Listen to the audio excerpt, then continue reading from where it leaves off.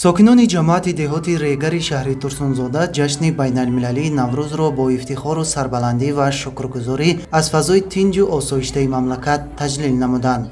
باشندگان جماعت در بزمگاه نوروزی با هم آمده با فرح و خوشحالی این جشن اجدادی را به همدیگر تبریک می گفتند. به مناسبت جشن نوروز دسترخوان ایدانه با انواع هفت سین و هفت چین، سومنک، طعام‌های ملی و شیرینی و کلچقندهای آماده نموده زنان و بانوان آراسته شده، گلدختران در تن لباس‌های ملی ایدانه به بر نموده عنعنه و سنت‌های این جشن تاریخی و فرهنگی خلق تاجیک را نمایش دادند. این جشن نقدم در زمان صاحب استقلالی کشور عزیزمان با مضمون‌های تازه به تازه باز هم غنی‌تر گردیده است.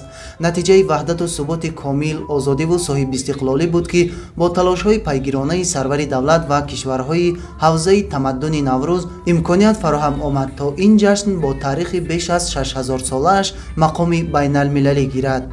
امروز نوروز با تاریخ قدیمیش به جهانیان معرفی گردیده، عالمیان تاجیکستان را همچون وطن نوروز اعتراف نمودند و این جشن حالا به جزئی تمدن بشری تبدیل یافته است. نوروز جشن است که دلها را به هم می پیوندد، محبت را زیاد می کند و مردم را به سوی یک زندگی پرسعادت راهنمایی می کند. برنامه فرهنگی که از جانب خوانندگان مؤسسه های تعلیمی جماعت و اهل هنر و صنعت پیشنهاد حاضرین شد، با تجلیل جشن نوروز شکوه تازه ضم نمود.